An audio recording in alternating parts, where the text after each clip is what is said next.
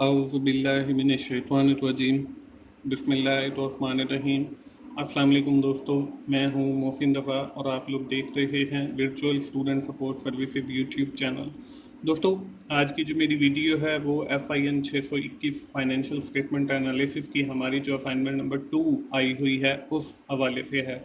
तो चलिए दोस्तों, हम सबसे पहले अपनी इस असाइनमेंट की रिक्वायरमेंट्स को देख लेते हैं। दोस्तों, इसके अंदर हमें कहा गया है below given is the incomplete balance sheet and income statement of Heather Corporation. The company is involved in the business of textile and weaving and it's operating as public limited company since year 2010. कि एक Haider corporation की हमें कुछ incomplete जो हैं वो financial statements दी गई हैं जिसमें बैलेंस शीट है और इनकम स्टेटमेंट है, और ये कंपनी जो है वो टेक्सटाइल को डील करती है और 2010 से जो है वो काम कर रही है। Complete the income statement and balance sheet and complete the missing ratios. हमने जो है हमें जो बैलेंस शीट दी गई है, हमें जो इनकम स्टेटमेंट दी गई है उस या हमें जो रेशियोज वाला टेबल दिया गया है, हमने उसकी जो मिसिंग वैल्यूज हैं वो कैलकुलेट करनी है।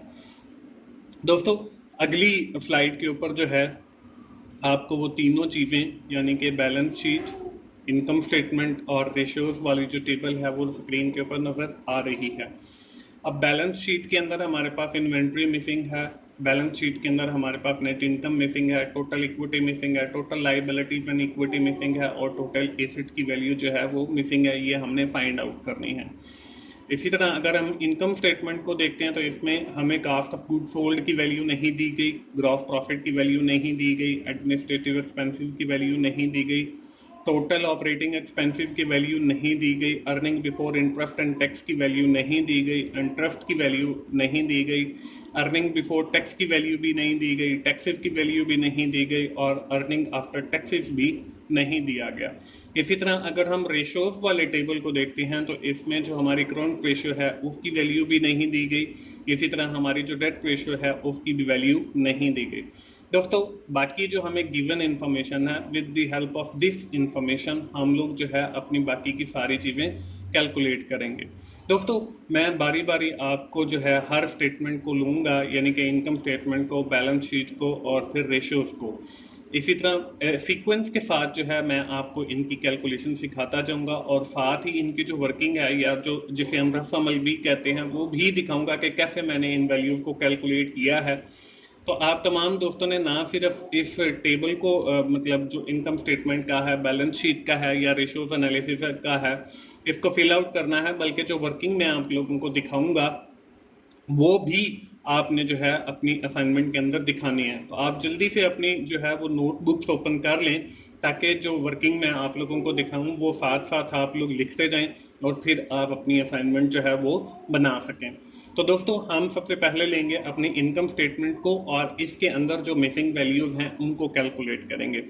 सीक्वेंस के साथ चलेंगे, फिर हम बैलेंस शीट को लेंगे और फिर रेशियोज वाले टेबल को लेंगे। अब इनकम स्टेटमेंट के अंदर देखें, हमारी जो पहली वैल्यूज हैं वो कास्ट ऑफ गुड सोल्ड है और ग्रॉस प्रॉफिट है। अब हमारे पास जो गिवन इंफॉर्मेशन है वो भी आप लोगों को दी गई है। अब देखें, ग्रॉस प्रॉफिट मिसिंग है और cost of good sold missing है। ग्रॉस प्रॉफिट मार्जिन हमें दिया गया जो कि रेशियोज वाले टेबल के अंदर है, जो कि है 0.66666 और 7। With the help of this ratio हम लोग जो है अपना सबसे पहले ग्रॉस प्रॉफिट कैलकुलेट करेंगे। विद द हेल्प जब हमारे पास दो चीजें आ जाएंगी, सेल्स और ग्रॉस प्रॉफिट, तो फिर कास्ट ऑफ गुड सोल्ड निकालना जो है वो बिल्कुल आसान है। तो देखें, ग्रॉस प्रॉफिट कैलकुलेट करने के लिए हमारे पास जो फॉर्मूला है वो स्क्रीन के ऊपर आपको नजर आ रहा है। Gross profit margin multiply by net cell. अगर हम ग्रॉस प्रॉफिट मार्जिन रेशियो निकालते हैं तो वो हमारे पास आता है gross profit divided by sale. तो जब हम इसका उलट करेंगे यानी कि ग्रॉस प्रॉफिट मार्जिन रेशियो और मल्टीप्लाई बाय नेट सेल, तो हमारे पास ग्रॉस प्रॉफिट की वैल्यू आ जाएगी। तो ग्रॉस प्रॉफिट मार्जिन जो रेशियो है वो 0.65 टाइम और 7 है, मल्टीप्लाई बाय 1,50,000। ये हमारे पास नेट सेल की वैल्यू हमें दी गई है, तो ये हमारे पास जो जवाब है वो 1 लाख आता है। तो इसका मतलब ये है कि हमारा जो ग्रॉस प्रॉफिट है वो 1 लाख है। तो इस टेबल के अंदर देखिए मैंने 1 लाख लिख दिया है। अब देखिए हमारे पास जो है वो 1.5 लाख हमारी सेल है, ग्रॉस प्रॉफिट जो है वो हमारे पास 1 लाख है। तो अब कास्ट ऑफ गुड सोल्ड निकालना जो है वो हमारे लिए बिल्कुल आसान है। तो हम यहाँ पे स्क्रीन पे आपको इसकी कैलकुलेशन नजर आ रही है कि cost of goods sold is equal to net sale minus gross profit. तो नेट सेल भी हमें दी गई है 1.5 लाख और माइनस 1 लाख ग्रॉस प्रॉफिट, ये हमने अभी कैलकुलेट किया है। तो जब हमने 1.5 लाख से 1 लाख को माइनस किया तो 50,000 जो है वो हमारे पास कास्ट ऑफ गुड सोल्ड आ गई, और यहाँ पे इस टेबल के अंदर 50,000 कास्ट ऑफ गुड सोल्ड मैंने लिख दी।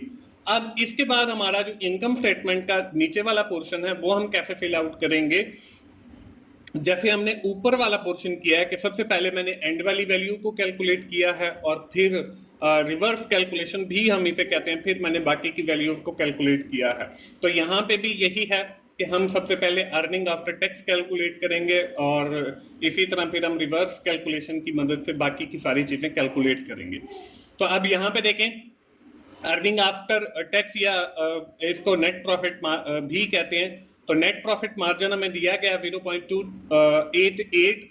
तो यहाँ पे देखें, अगर हमने gross profit net profit margin निकालना हो तो हमारे पास जो फॉर्मूला है वो नेट प्रॉफिट डिवाइडेड बाय हमारी सेल होता है।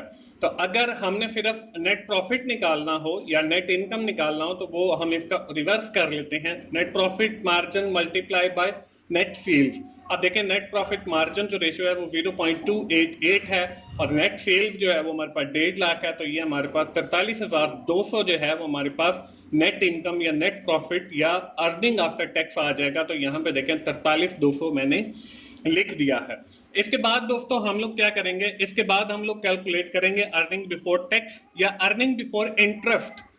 तो ये कैलकुलेट करने के लिए हम सबसे पहले अर्निंग बिफोर टैक्स जो है वो कैलकुलेट कर लेते हैं। अब यहाँ पे देखें, प्रॉफिट बिफोर टैक्स मैंने लिख दिया है, तो अर्निंग बिफोर टैक्स भी इसी को ही कहते हैं, जिसका फॉर्मूला है net profit divided by net profit percentage. हम ये कहते हैं कि यहाँ पे अर्निंग बिफोर टैक्स जो है वो हमारी 100% है। अगर उसमें से 20% हम लोग जो है टैक्स माइनस करेंगे तो बाकी हमारे पास 80% जो है वो अर्निंग आफ्टर टैक्स आ जाएगा। तो यहाँ पे अर्निंग बिफोर टैक्स को हम 100% कंसीडर करते हैं।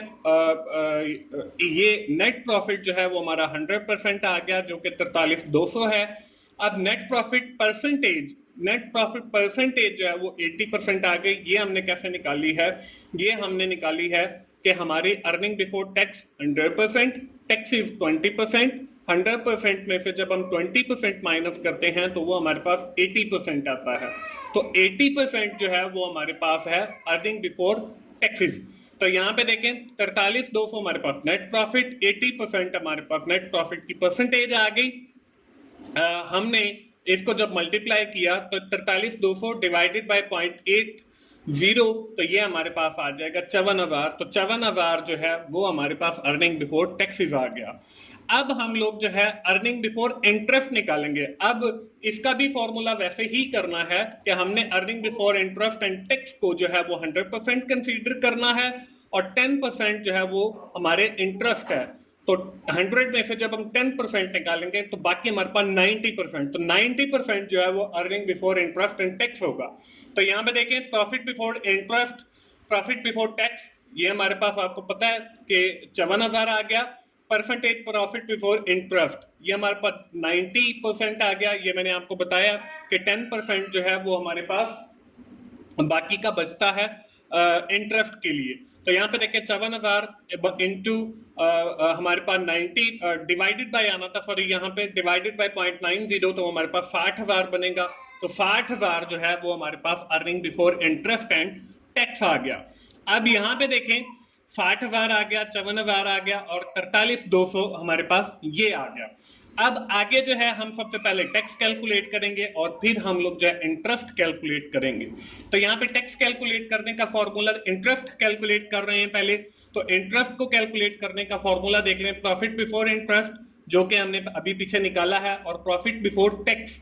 तो यहाँ पे देखें 60,000 जो है वो बिफोर इंटरेस्ट है और आफ्टर इंटरेस्ट जो है वो 54,000 है। तो 60,000 में से हम माइनस करेंगे, यहाँ पे भी मल्टीप्लाई आ रहा है तो आपने माइनस लगाना है, माइनस हमारे पास 54,000, तो ये हमारे पास बन जाएगा 6,000। तो 6,000 जो है वो हमारे पास इंटरेस्ट आ जाएगा और 6,000 की जगह पे मैंने इंटरेस्ट की वैल्यू लिख दी है। इसके बाद आगे जो है हम टैक्सेस की वैल्यू कैलकुलेट करेंगे। टैक्सेस के लिए वही कि हम प्रॉफिट बिफोर टैक्सेस वो हमारे पास 54,000 है, उसमें से माइनस करेंगे नेट प्रॉफिट। यहाँ पे भी मल्टीप्लाई है तो आपने इसको माइनस कर लेना। 43,200 हमने निकाला हुआ है नेट प्रॉफिट आफ्टर टैक्स। तो 54,000 से जब हम 43,200 निकालेंगे तो 10,800 जो है वो हमारे पास टैक्स आ जाएगा, और टैक्सेस की जगह पे मैंने जो है वो 10,800 लिख दिया। इसके बाद दोस्तों हमारे पास दो मिसिंग वैल्यूज और भी हैं। वो कौन सी हैं? टोटल ऑपरेटिंग एक्सपेंसेस हमने निकालने हैं और हमने एडमिनिस्ट्रेटिव एक्सपेंसेस निकालने हैं। तो टोटल ऑपरेटिंग एक्सपेंसेस हम कैसे निकालेंगे? टोटल ऑपरेटिंग एक्सपेंसेस निकालने के लिए gross profit minus profit before interest and tax. तो ये हमारे पास देखें 1 लाख जो है वो ग्रॉस प्रॉफिट है, और profit before interest and tax ये हम कैलकुलेट कर चुके हैं जो कि 60,000 है, वो हम माइनस करेंगे तो बाकी का हमारे पास जो है वो 40,000 बच जाएगा। तो 40,000 जो है वो देखें यहाँ पे हमारे पास ऑपरेटिंग प्रॉफिट आ गया। अब हम एडमिनिस्ट्रेटिव एक्सपेंसेस कैसे निकालेंगे? तो एडमिनिस्ट्रेटिव एक्सपेंसेस के अंदर देखें कि total operating expenses minus selling expenses.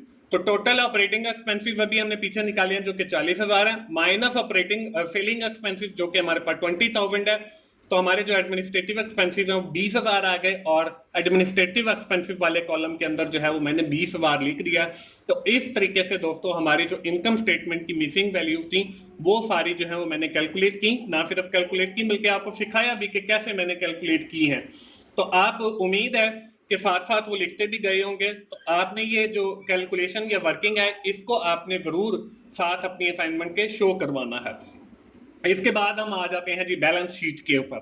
अब बैलेंस शीट की आइटम्स को हम कैसे कैलकुलेट करेंगे? अब यहाँ पे देखें हमारे पास सबसे पहले जो हमें दी गई है मिसिंग वैल्यू वो नेट इनकम की है। तो नेट इनकम हम ऑलरेडी कैलकुलेट कर चुके हैं जब हम इनकम स्टेटमेंट या प्रॉफिट लॉस अकाउंट बना रहे थे। तो इसमें 43,200 है, तो 43,200 की वैल्यू जो है वो नेट इनकम की जगह पे मैंने लिख दिया। अब आगे आ जाती है जी टोटल इक्विटी हमने फाइंड आउट करनी है। टोटल इक्विटी फाइंड करने का जो फॉर्मूला है वो क्या है? Capital plus retain earning plus net income. अगर यहाँ पे नेट लॉस होता तो वो हम माइनस करते कि कैपिटल माइनस नेट लॉस और प्लस हमारी रिटेन अर्निंग। तो यहाँ पे देखें 1.5 लाख जो है वो हमारा कैपिटल है, रिटेन अर्निंग जो है वो 6800 है, और नेट इनकम जो है वो 43,200 है, जो कि हमने इनकम स्टेटमेंट के अंदर कैलकुलेट किया at the end of the income statement. और जब हमने इन वैल्यूज को प्लस किया तो हमारे पास 2 लाख जो है वो वैल्यू आ गई। तो 2 लाख हमने यहाँ पे जो है वो शो करवा देनी है। तो 2 लाख यहाँ पे देखे मैंने टोटल इक्विटी लिख दी है। इसके बाद हमने total liabilities and equity find करनी है। तो हमने इन सारी चीजों का जो है वो सम अप कर लेना है। वो सम अप कैसे करेंगे कि हमारे जो टोटल करंट लायबिलिटीज हैं जो कि 40,000 है, टोटल नॉन करंट लायबिलिटीज 1,60,000, तो ये टोटल 2 लाख बन गया, और टोटल इक्विटी 2 लाख की, तो ये टोटल हमारे पास लायबिलिटीज एंड इक्विटी का जो पोर्शन है ये हमारे पास टोटल बन गया 4 लाख। अब देखें हमने एक जो है अकाउंटिंग का रूल भी अगर आपको याद हो, रिकॉल करें, आपने पढ़ा है कि every debit is equal to every credit, कि हर जो डेबिट है वो बराबर होता है हर क्रेडिट के। और बैलेंस शीट बना रहे हैं, इसकी एसेट्स वाली साइड को हम डेबिट साइड कंसीडर करते हैं, और क्रेडिट साइड जो है वो हम लायबिलिटीज वाली साइड को कंसीडर करते हैं। और वैसे भी हमारे जो एसेट्स होते हैं वो बराबर होते हैं हमारी लायबिलिटीज प्लस ऑनर इक्विटी के। तो वो हमारे पास 4 लाख है, तो हम जो है वो अकॉर्डिंग टू दिस प्रिंसिपल तो 4 लाख जो है हम वो टोटल एसेट्स वाली साइड के ऊपर भी लिख लेते हैं। और इसके बाद हम लोग जो है वो इन्वेंट्री कैलकुलेट करेंगे। ये 4 लाख यहाँ पे मैंने लिख दिया है। इन्वेंट्री जो है वो कैलकुलेट करने के यहाँ पे फॉर्मूला आपको नजर आ रहा है कि inventory minus total current asset minus cash minus account receivable. आप देखें हमारा जो टोटल करंट एसेट्स हैं वो यहाँ पे 1 लाख के हैं, और उसके बाद माइनस 50,000 जो है वो हमारे पास आ गया कैश का, और माइनस 20,000 जो है वो हमारे पास अकाउंट रिसीवेबल आ गया। तो टोटल हमारे पास 30,000 बच जाता है। तो 30,000 जो है वो यहाँ पे मैंने लिख दिया है कि हमारा जो है 30,000 वो इन्वेंट्री का है।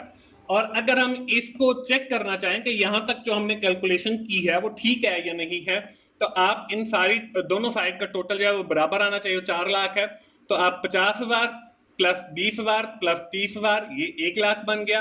1 लाख और 1 लाख 2 लाख, 2 लाख और 1.5 लाख ये हमारे पास 3.5 लाख, और फिर हमारे पास जो है 50,000 ये 4 लाख बन गया।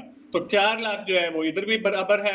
और इस साइड पे अगर हम देखें क्रेडिट साइड पे तो इधर भी हमारा 4 लाख है। तो इसका मतलब ये है कि अभी तक जो हमने कैलकुलेशंस की हैं वो सारी की सारी ठीक है। अगर आपका ये बैलेंस शीट का दोनों साइड का बैलेंस जो है वो बराबर नहीं आता तो इसका मतलब ये है कि आपने जो इनकम स्टेटमेंट के अंदर कैलकुलेशन की है वो भी गलत की है, तो आप उनको फिर दोबारा रिवाइज करें। इसके बाद दोस्तों हमारे पास आखिरी जो टेबल बच जाता है वो रेशियोज का है। रेशियोज में हमने क्या करना है, हमने कैलकुलेट करनी है करंट रेशो और डेट रेशो। अब करंट रेशो कैलकुलेट करने का फॉर्मूला आपको पता है कि current assets divided by current liability. अब देखें करंट हमारे पास जो एसेट्स हैं वो 1 लाख के हैं और जो हमारी करंट लायबिलिटीज है वो 40,000 की है। तो 1 लाख तकसीम 40,000, ये हमारे पास 2.5 आ गया। तो ये 2.5 जो है वो मैंने करंट रेशो के ऊपर लिख दिया है। इसके बाद आ जाती है हमारी debt ratio. Debt ratio calculate करने के लिए total debt divided by total liability. Total debt जो है वो हमारे पास 2 लाख है और टोटल जो हमारे पास लायबिलिटीज एंड इक्विटी का पोर्शन है वो 4 लाख है। तो 2 लाख तकसीम 4 लाख, तो ये हमारे पास 0.5 बन जाता है। तो ये 0.5 जो है वो यहाँ पे मैंने लिख दिया है। और इस तरीके से हमारी जो सारी मिसिंग वैल्यू है, चाहे वो इनकम स्टेटमेंट के अंदर है, चाहे वो बैलेंस शीट के अंदर है, चाहे वो रेशियोज वाले टेबल के अंदर है, वो सारी कंप्लीट हो जाती हैं। तो दोस्तों ये थी हमारी आज की assignment FIN 621 financial statement analysis की हमारी जो असाइनमेंट नंबर 2 है। उम्मीद है आप लोगों को आइडिया मिल गया होगा। अगर कहीं पर कोई प्लस माइनस की गलती है या कहीं पर सिंबल लगाना मैं गलत भूल गया हूं तो आप लोगों से अपने एंड पे जरूर ठीक कीजिएगा और फिर अपनी असाइनमेंट बनाइएगा। दोस्तों आखिर में मैं फिर यही कहूंगा कि www.youtube.com/teachersonline4you ये मेरा एक और YouTube चैनल है जिसका नाम 24/7 टीचर्स ऑनलाइन है। आप इस चैनल को जरूर विजिट करें और इसके ऊपर जो है मेरे कुछ सब्जेक्ट के लेक्चर्स अवेलेबल हैं, आप उनसे जरूर फायदा उठाएं। इंशाल्लाह उनसे आपको काफी कुछ सीखने का मौका मिलेगा। दोस्तों मिलते हैं अगली किसी असाइनमेंट सोल्यूशन के साथ या GDP सोल्यूशन के साथ। उस वक्त तक के लिए अल्लाह हाफिज।